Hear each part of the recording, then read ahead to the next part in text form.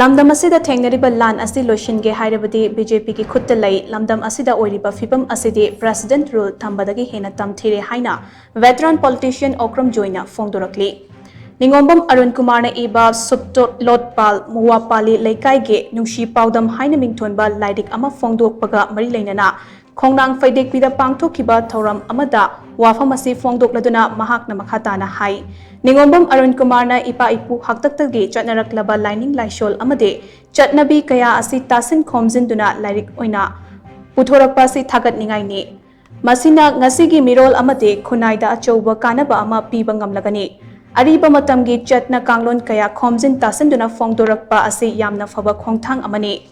Amaramda state asida housing thengnariba lan ase ngasi fawba loishindana leiriba ase laibak thibane Government of India na lan ase loishinbagi mahutta kumhai yengbagum yengduna leiriba asigi marumda kari agenda leibano haibasi hangba yaba wahang ama oirakle BJP gi National President JP Nadda na Congress gi Chief P Chidambaram da thamkiba wafam sing adugi marumda khangba amati nainaba watpagi mami ama chauna tari Komza listing amaga chamapan Marifu Nipangi August Nipanda Myanmar da kari karamba thodok thokhibagi haibase nauhona na ningsingba chungani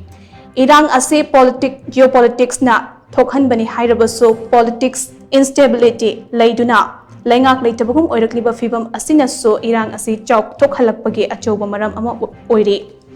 Jiribam dagi micham taruk kuki khutlai paibasingna fakhraga mihathina hatok pikhibagi thawong adu laman khombani haina MLA Pauline Lan Haukip na Fongdo Krabasu Center Lengak na action ama fawba lokhat pangamdana leiriba ase karigano BJP na luchingba lengak asina Chinda miyam ngak seli haina lauduna leire masidi same saringai da tengol tumle haiba aduga pangkhak oirakle miyam na pamlibasi tangdu leita ba hanjil hanbadune lanmi chabul lamdam asida thazilakpadu natte haibase khangba fai haina so mahakna makhatana fongdorakle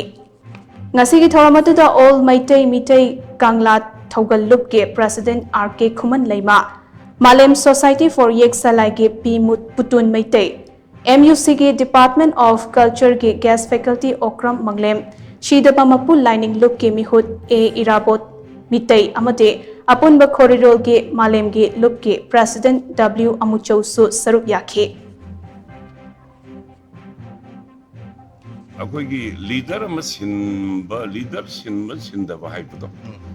leader सिनदबा हाइबदुदी होजि भाबुगी सिलदी सिरि villain लुसिंबा सरकार सिना government अमा वइबगी तोकम तोकुतु तौद्रेदन this government has fail अना होजिगी लेरिबा सिचुएशन टैकल तमगी सबचाबे एक्शन दी मालो को ngamdren अखोना लोबताय अदो I have no bias I Birenda Nata Kanagumba, I take over lady. Adubu Akoi Shahi Amaga Tam Apple Suraba, a good Iho share, Nasiva, I could get Tayari the Tengol to Medna.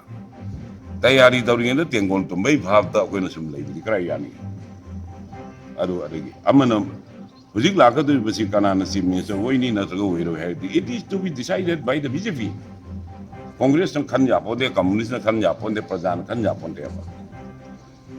Bajiki issues is settled to the aduna higher issues is settled to get it is in the hand of the BJP